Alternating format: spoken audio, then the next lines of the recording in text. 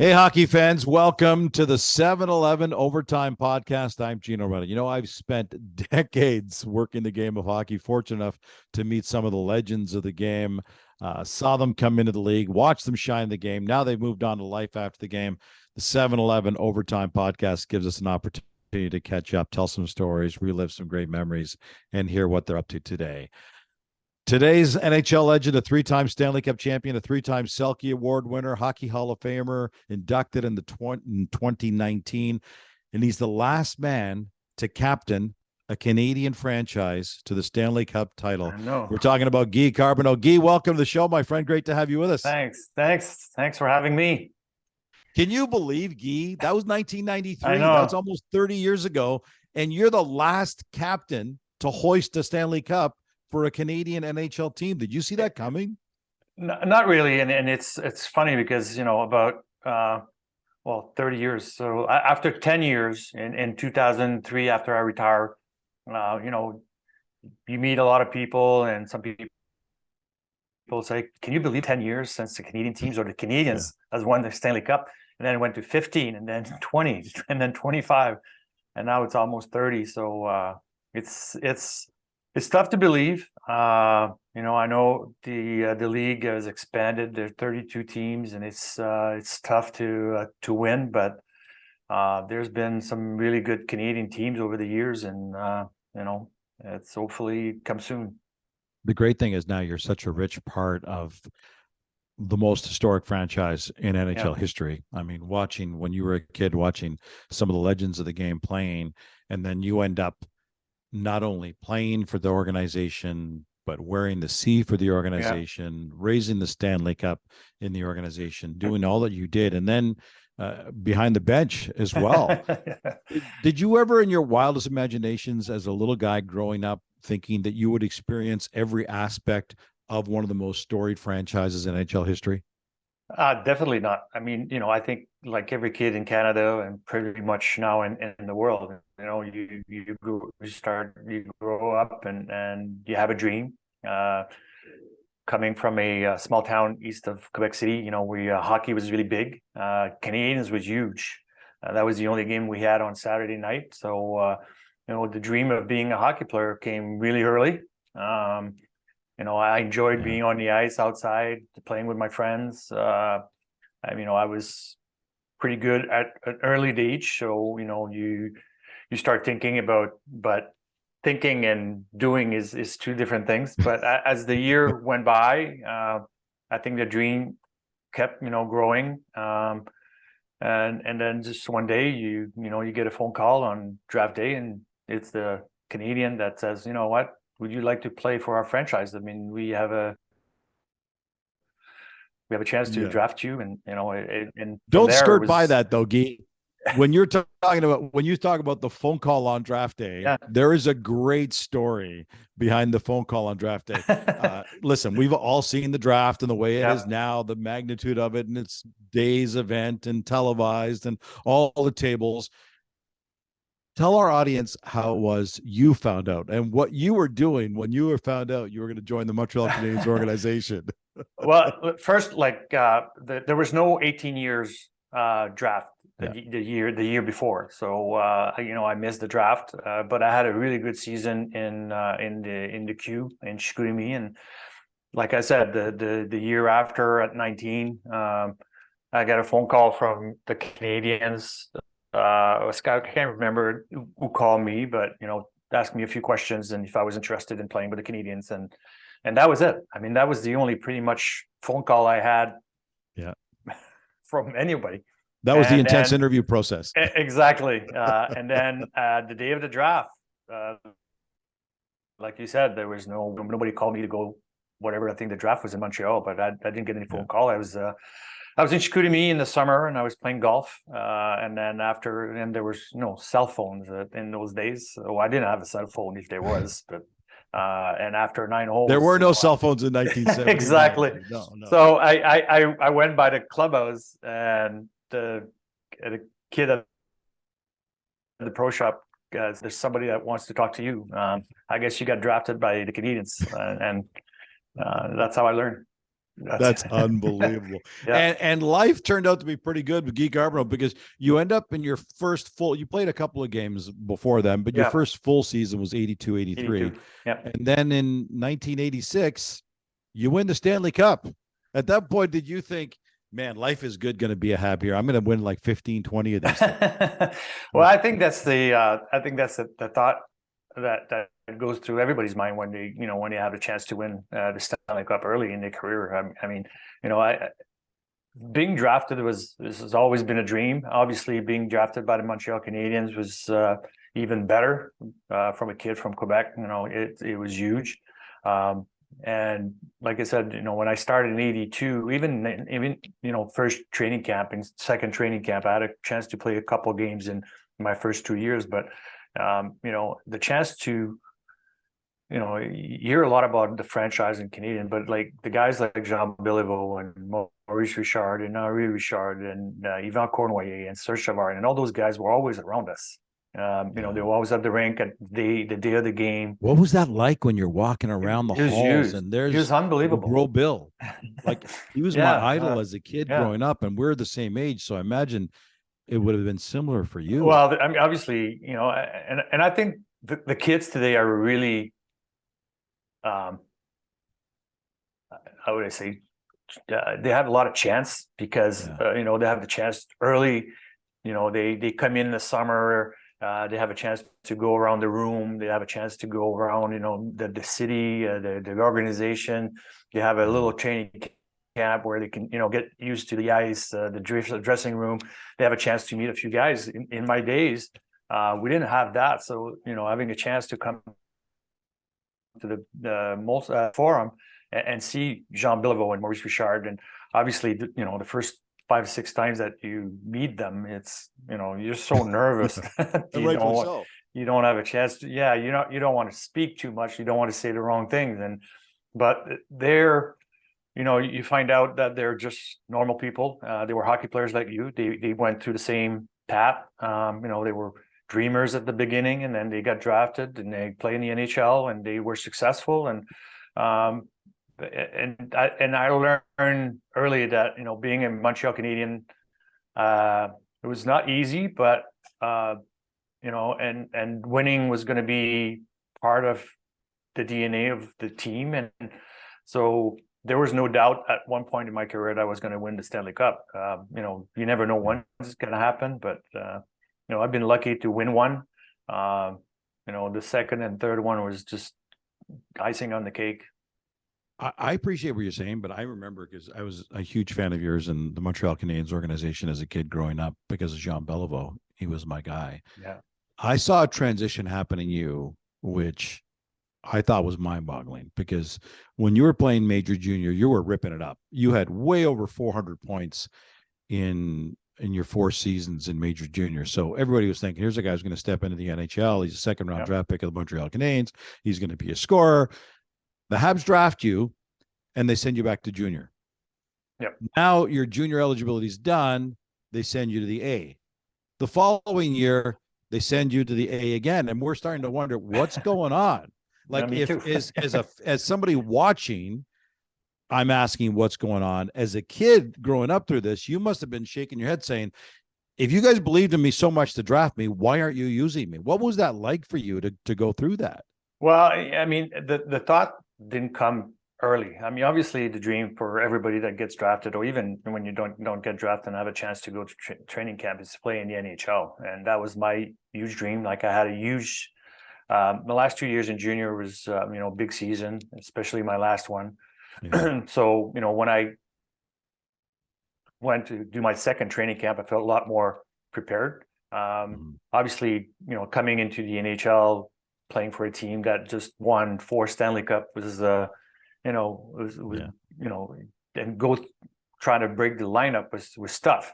And in those days, young guys went through the path. I mean, you get, but drafted. It wasn't McGee. In fairness, it wasn't just trying to break into the lineup with what your game. They were asking you to change your game after it had been. Well, they didn't ask me. They didn't ask me to do that right away. I think the 2 years that I went to the American League, I think my first year I finished fifth in top five in the scoring. The next year, I think in the top 10. So the scoring was always going to be there. The points was always going to be there.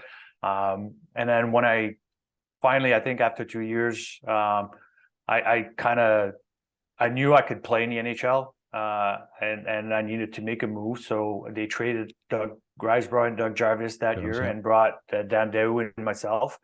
And then, but as a young kid going through the NHL, we were not playing a lot. Like even when Dan was playing the first 5-6 games before he got traded, like he wasn't playing a lot.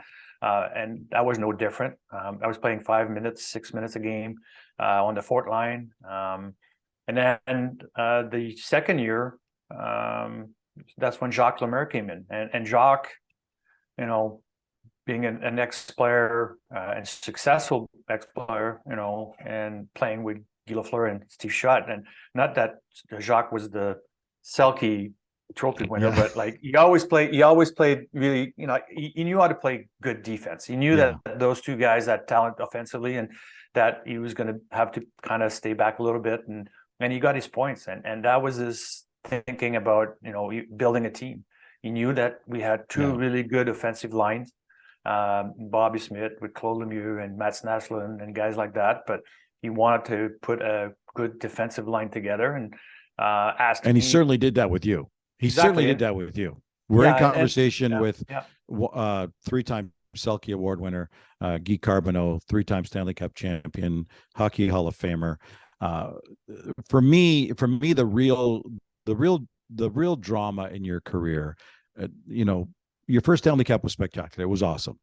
But the real drama comes in 1993.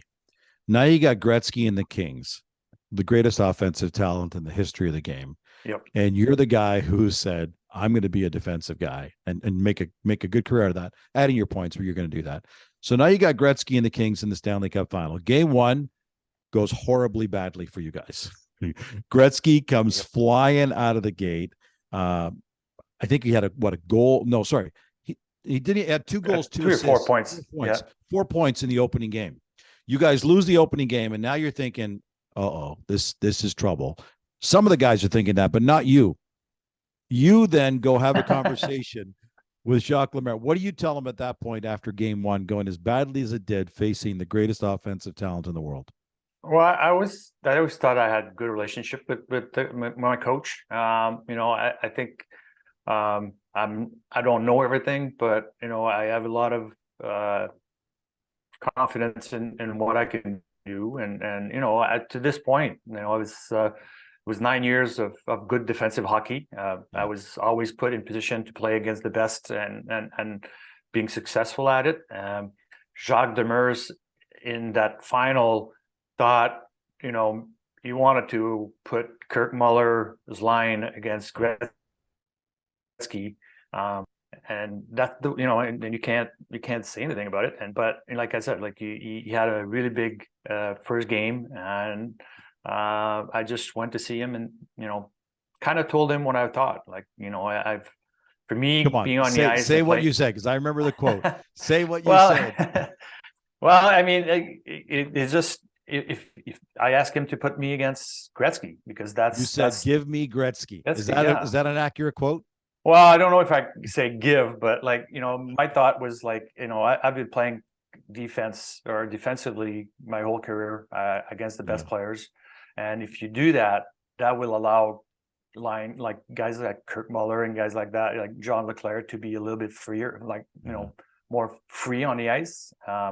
You don't have to worry about who's, because when you play against Wayne, against Mario, against, even today against, guys like Crosby or McDavid, you have to know that at one point they're so dangerous offensively. You're going to have to kind of sacrifice a little bit of your game. You have to be on your toes all the time. And so my idea was just, give me Gretzky, and that will free up, Kirk to be able to go a little bit more on offense and help our team.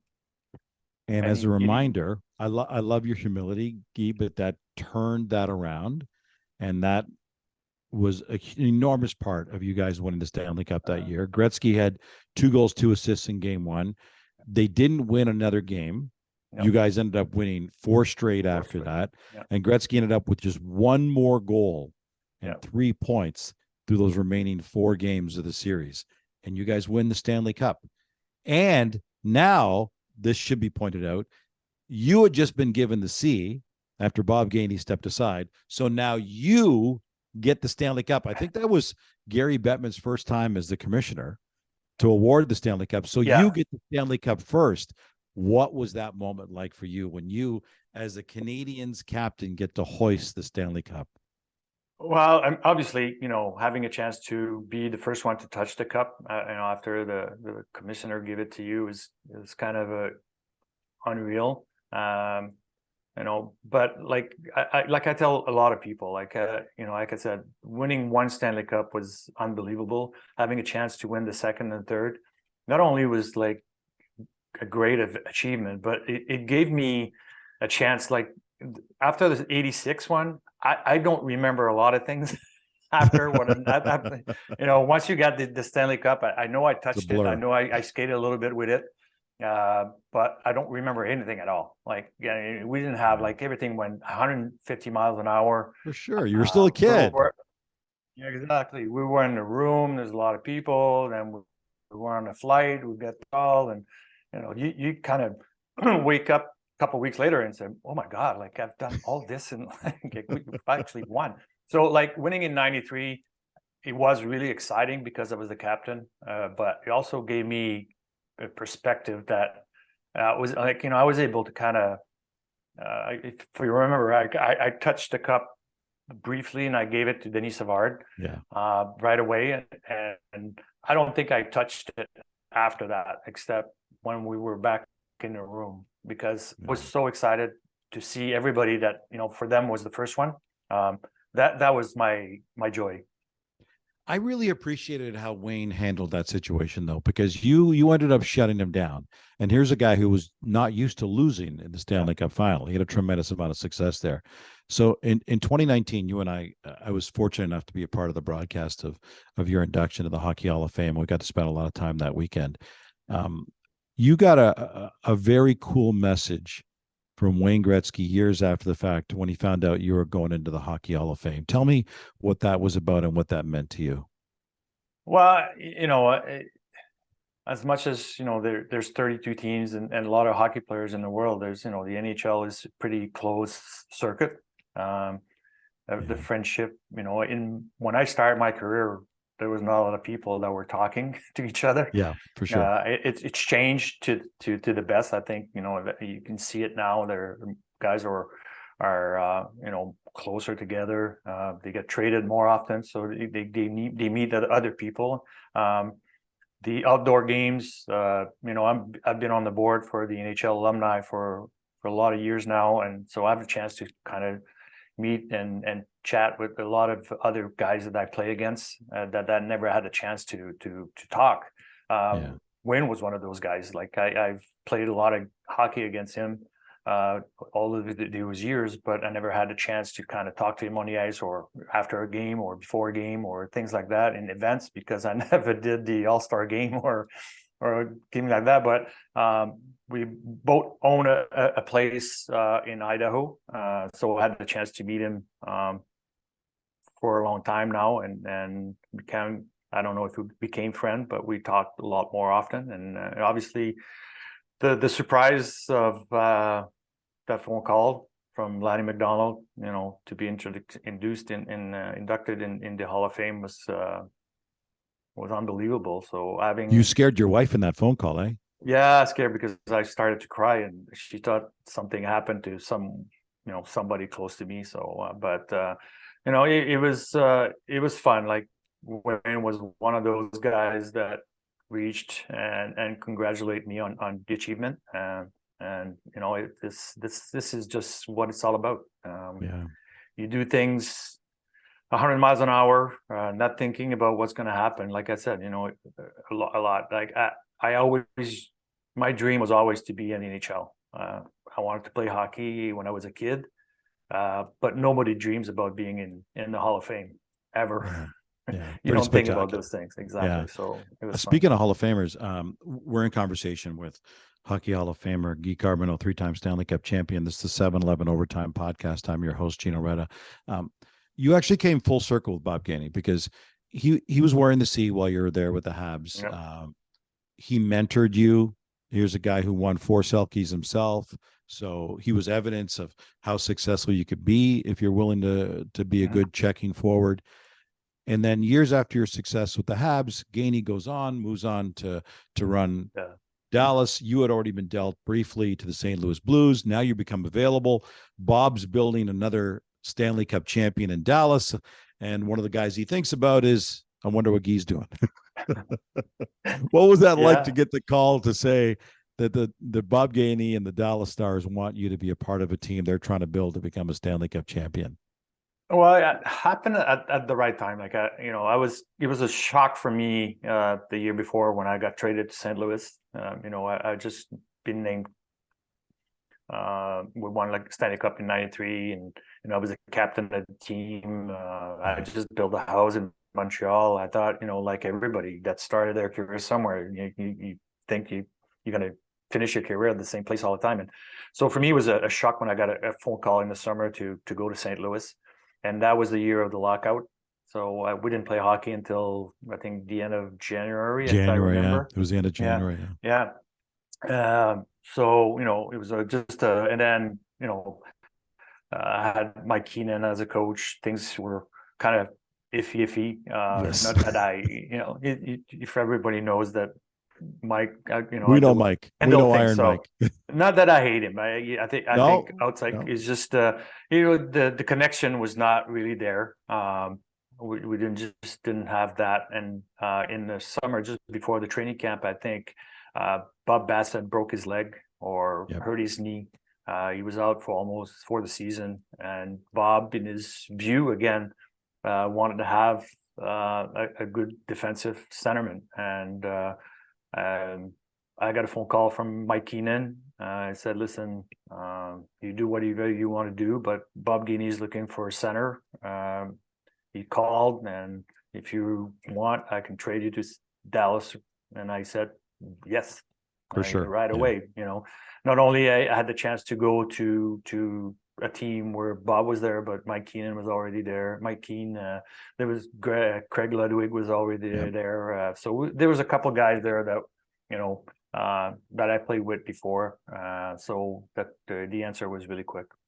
So you win your 3rd Stanley Cup there. The 2 with the Habs, then you won with the Dallas, the first Stanley Cup in Dallas franchise history. Cool.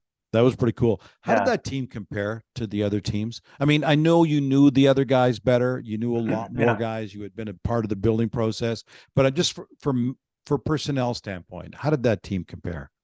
Well, I have to say, like the '99 team was one of the most talented teams that I played in over my career. Mike Modano, Sergei Zubov, Brett Hall, Joe Nieuwendyk. That was the beauty of having no salary cap in those years. Kind of make it a little bit easier on the GM to kind of, okay, I need that kind of player. How much money he makes, it doesn't matter. I can go and get him. But it was fun to kind of go through the process. My first year when we got there, we were not really good. And then Bob added a couple more guys, and then we got better, and then a couple more guys, and then we got really good. And missed in the year before, '98. I think we missed. We really had a good team and then missed. And you can see it when we came back, '98, '99. That the goal for us was, I think everybody expected us to win. Stanley Cup or bust. Yeah, exactly. And I think everybody stepped up, and we had an unbelievable season, and just were able to kind of win it at the end. Too bad we missed in 2000, but 2000 was tough on you because you guys went right back to the Cup final against the Devils, and in the end, you were pissed. And that was it. I'm done. I'm out of here. You knew at that point you were done. Well, I was. It wasn't because we lost. I think for me, it happened over the holidays. I was at home one day, and then I told my wife, "I'm done after this year." Like I didn't have, after 19 years, I didn't have the patience between the games. Well, you'd already Like the won three day of the Stanley Cups. You game, had a Hall of Fame career. What else did you want? Don't be greedy. I know, but like as an athlete, you're always greedy. You always Yeah. want to win more. But like it was just the day of the game. I was like a kid. Still, Yeah. I went to practice, came back home, ate my spaghetti, and then had my little nap. Your And pregame meal, the exactly, exactly. superstitions. But if we had 2-3 days between the games, for me it felt long. So I kind of knew that. Um, this is going to be. And so after 6 games, when we lost in overtime against Jersey, I threw all my equipment in the garbage and I said, guys, I'm done. And hold on though, there was something really good that did happen in your last year in Dallas during the regular season. You mentioned kids. So you're in the room. Yeah. And there's this young kid, Brendan Morrow, comes in. It's his rookie season in the Yeah. NHL. How old were you at that point? You were like 40 I was maybe? 40. Yeah. 40? Yeah. And Morrow's a kid who was maybe 19, He was 20 20 years years old. Yeah. old. 19, Yeah. 20 years old. And he's I saw sniffing him. around the dressing room. He's sniffing around the families and the wives and the kids. And he meets a young lady, Anne-Marie Carbonneau. Yeah. Yeah. Why don't you tell our audience what happened after that? Well, after that, like before that, it was funnier. I think Brendan came to training camp, got caught when they started in the American League, and I think early November or mid-November, he was doing well in the American League, so they brought him up. And then he was just a young kid that wanted to prove himself. He was, I thought he was a good hockey player. My daughter had a boyfriend. He had a girlfriend. But for Christmas party, they were by themselves and they talked for an hour. And then at the Super Bowl party, they talked a little bit more. And from Super Bowl party to about a couple of weeks after that, all I heard at home was Brendan's name. Or often between my daughter and my wife. What's that like when you're hearing your daughter and your wife talking about one of your teammates? Yeah, I didn't catch it up early, but then after a while, like I kind of knew what they were talking about because in the room, every time I was around Brendan, everybody around was kind of quiet and kind of didn't want to stir up the pot. I don't know what they were thinking.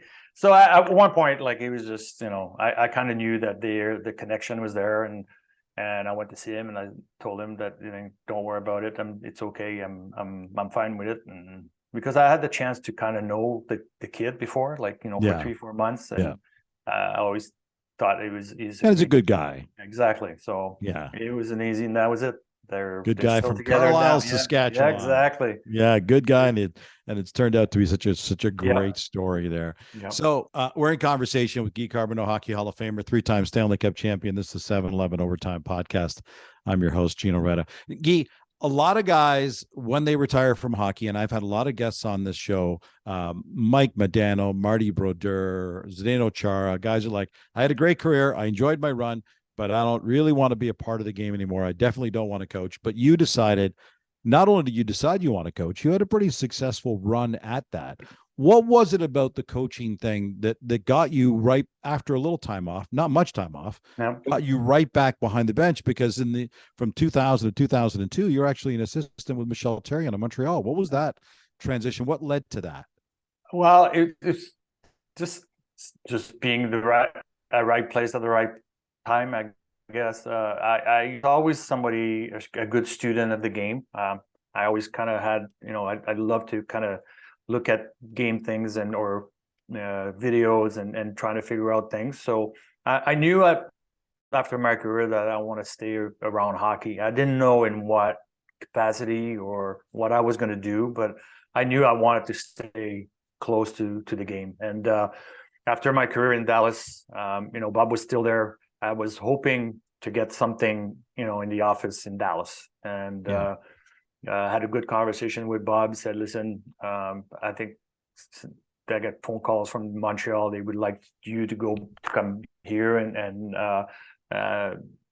so I came back here. I was in the office with Réjean Wu, and we fired a coach before Christmas, and." hired Michel Terrien, and I got asked if I wanted to go to behind the bench with Michel, and I said yes. And so I did that for a couple of years. Then Doug Armstrong got the job in Dallas as a GM, called me and asked me, he said, I would like you to come and be an assistant GM with me. And so I did that. And for 6 years, you did that for quite a while. You had a good run in Dallas. And then until Bob called. Bob was a GM here in Montreal and called Doug Armstrong and asked me to coach. It just seemed like where Bob Gainey went, that Guy Carbonneau would follow, whether it's mentoring as a Selke winner or Stanley Cup champion or wearing the C or coaching and now in management. You guys really built a long, rich tradition together, didn't you? I think so. I think, when I started my career in Montreal, like we were both roommates. Like you said, when Jacques asked me to kind of change my style, not that it was a tough decision, because, you go from 4 minutes, like I said, you go from 4 or 5 minutes of playing games to about 20 just because I changed my style. That was an easy decision, but having Bob beside me, and I like you said earlier, and being successful at it, for me wasn't a hard task to do that. I was still able to score goals. I still, I think to this day the game hasn't changed. I think that's that's one of the toughest part when you try to teach young kids, because everybody's successful. Everybody that goes up and playing NHL has to be successful at one point, or else they wouldn't be, or they wouldn't be there. Exactly. But I think once you get in the NHL, you have to be able to adapt. And the game hasn't changed. If you don't have the puck on your stick, you can't score goals.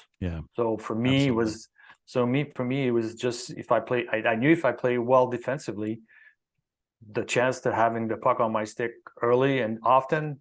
And so I always thought that way. Even today, I think if you look around the kids that are successful and the team that are successful, I think they understand that. But relationship with Bob has always been good. But when he called, he asked me to coach the Montreal Canadian, and I was like, Bob, was never a head coach before. I don't know how to handle those things. But I made a deal with him. I said, and that was like early January or end of January, and I told him, Montreal with you, I'll be an assistant coach until the end of the year, and then at the end of the year, I'll take the team over, and that's how it started. There's a story, and I forgot to ask you this. My producer, Colin Campbell, just reminded me of this. When you won the Stanley Cup, you had mentioned before about it was all 100 miles an hour when you won your first cup with the Habs. You enjoyed it a little bit more in 1993 when you captained the Habs to the cup. 1999, now you're an experienced veteran. You can just party.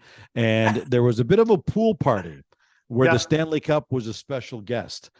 Do you remember what damage you did to the cup in that pool party? Do you want to share that? I don't remember the story. I don't remember the story because it had been 10 stories, but it was one of those things. We were at a private house and everybody was partying in the pool, and somebody asked me for the cup close by the pool, and I was on the second floor, and I just lowered the Stanley Cup and he dropped it. You lowered it and he dropped it. Exactly. Can I mention his name, or do I mean just? I don't remember at all. That's what rumor has it might have been Craig Ludwig, but I'll throw that out there, and it's me, and it was nobody else. There was some alcohol involved. I get that. Okay, but so I'm sure that's not the first time that the cup has been damaged. It's because of what you guys did to that cup in the 80s, 90s, through the 2000s. The cup now has a full-time escort, Phil Pritchard. There was somebody there. The case. Oh, yeah, but what's he going to do? Stop you from partying in the pool with it? Exactly. We're in conversation with Guy Carbonneau, Hockey Hall of Famer, inducted back in 2019. When you look at the game where we are now, you've gone through every aspect of it. You were a rock star in major junior. You shifted your game and adjusted your game and balanced it, became a full Selke, 3-time Selke winner in the league, won the cup, were a head coach, an assistant general manager. So you've seen the entire gamut of it. As you sit back and look at where we are now, and you kind of briefly alluded to this, but I want to follow up on this with where we're at right now. I want to start first off with where the Montreal Canadiens are now as an organization. They're not the only team that's gone through a major drought for the Stanley Cup. As you mentioned, 1993 is the last Canadian team won a cup. We've gone to the hard cap era where you even talked about that, where you could buy talent. You can't do that now. You've got to be much, much more responsible. What is it that's made it so much more difficult for Canadian organizations, or is that just the way it's turned out, to be able to compete on a level playing field with everybody else? Because there have been no championships in Canada for the last 30 years. Is this just the hard cap, and now you just need better management, or you need some more luck in this, or what do you see as that? I think the hard cap is a huge part of it. I think the U.S. and Canadian money is a huge thing of it, like the taxes is. But everybody gets to spend the same amount of money. So if I everybody has understand that, the but same like, budget, but like Steve Stamkos, Victor Hedman should be making $11 million. Right. But they decide not to because they're in Tampa, where the tax situation is so much better. Exactly. So, you know, by having fair. $2 million each less money, and then you go to the next guy, and then to the next guy, and to the next guy, then you end up with $5 or $6 million in your hands, where you can get one or two really good players. You know, it's not the case in Montreal. It's not the case in Toronto, Calgary, whatever. So, you know, and you kind of, I've never been into those discussion between an agent and the GM about contracts, but there's no city, you know, I'm going to give you a little, like Patrice Bergeron is doing in Boston. Yeah. Take a hometown haircut. Exactly. I haven't heard anything like that in Canada. Yeah. So that's fair. I mean, at the end of the day, I mean, it's not just that, but it definitely helped with the tax situation. Okay. But you know what else really helps is the drafting. Drafting well, and then being fortunate enough to have the top pick when you have a generational player show up, a Sidney Crosby, a Connor McDavid, which brings me to Connor Bedard. Yeah. And the commissioner, I don't know if you heard him, but yes, I heard adamant now doing his tour saying teams don't tank. There's no way teams tank. Yeah. The Montreal Canadiens are right there as an organization. Cole Caulfield has been shut down for the season. You know, they're not going to out inquire. They're looking to be sellers as they make their way down to the trade deadline. You can't use the official phrase tank, but you've been an assistant general manager. Do you think that kind of thing goes on where a team says, listen, we're not making the playoffs. We're not competing.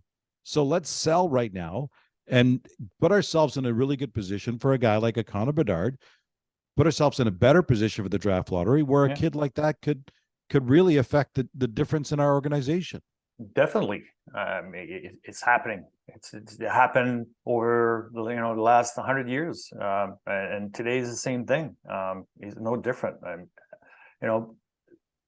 Teams are looking to get better, not quick, but they know that they need to draft well. And like you said, when you have a guy like Connor that can change a team on a dime, everybody. And I was, I work on TV. I work with RDS, and I have to comment on a lot of things. And for me, my comment this year and till this day, I hope that the Canadiens finish last. That's because because they would have more chance for Connor. But I was a player and I was a coach, and those guys, they don't care about Connor Bedard. Back then saying we won tonight every game. The players that are on the ice every night, they want to win right now. They want to win every game because that's their life. Like that's how they make a living. That's how they feed their family. That's how they can do things in the future. Sam Montembeault, Jake Allen, Caden Goulet, they just guys like that. They don't care about Connor Bedard. So they got to work towards their next contract. Exactly. So it's the management wants to put a good team together. You know, they for 1 year or 2 years they want to be bad, but they don't want to. You know, they want to. You know, but hopefully they need to draft well, and even when you draft well, you have to be able to surround those kids with the right person or the right players. Yeah. You mentioned the fact you're still in the broadcasting, doing a great job with that. You're also back in coaching with a program called 3 Ice, with yourself and Brian Trottier and Joe Murphy. John Leclerc, that's some great talent in coaching there. Tell our audience about that. Well, I got a phone call about 3 years ago from Craig Patrick and EJ Johnson. They had that idea to put together a 3-on-3 league that would play in the summer. And because of COVID, like, you know, they were kind of delayed a little bit, but last year was our first year. So there was 9 weekends where we had 6 teams that competed in every, like, on one day. The games are 2 periods of 8 minutes. It's really 3-on-3 drama. 3-on-3 drama, exactly. So each team is 6 players, 1 goalie. There was a draft. A lot of those kids played in college, junior, in Europe. It was a lot of fun, and you know, there was a little kind of hesitation at the start, but you know, after the first year last year, I can see that thing. I think it will keep going. It'll just grow, and there was a lot of players, I think, that stayed home last year that would want to come and play this year. So cool. It's fun. That's awesome. Are we going to see you back in management or coaching in the NHL level at all? I don't know. You know, I'm not putting myself out there too much. I'm not a salesman. I'm a bad at promoting myself. If somebody called, I would love to. You know, coaching was not easy, but it's something that I really enjoyed. So you never know, but, like, you know, I enjoy what I do on TV right now. It gives me time to enjoy my life a little bit more, and not being, you know, taken every day for 6 or 7 months. But it's, you know, when I watch games, it's I can see myself behind a bench or upstairs with somebody. Awesome. Guy, it has been so great catching up with you again, my friend. I've loved so much following your career, and thanks. You're one of the all-time greats, my friend, both on and off the ice. I appreciate your time with us. Thank you very much. Appreciate it. Hockey Hall of Famer, 3-time Stanley Cup champion Guy Carbonneau has been our guest. The Overtime Podcast is proudly presented by 7-Eleven. Before leaving the rink, order your favorite Slurpee, fresh, 100% premium Arabica coffee, hot from the oven pizza and wings, pint of ice cream, or even a carton of milk, eggs, and a loaf of bread from the 7 Now app, and Team 7-Eleven will have your order ready for pickup 24/7. Hey, if you miss any parts of the show, don't worry. Visit our website at overtimepodcast.ca, where you can both listen and subscribe to future shows. 7-Eleven's Overtime Podcast can be found on the iHeartRadio app, Spotify, iTunes Podcast, or any of your favorite podcast platforms. Until next week, I'm Gino Reda saying so long, hockey fans, and thanks for joining us on the 7-Eleven Overtime Podcast.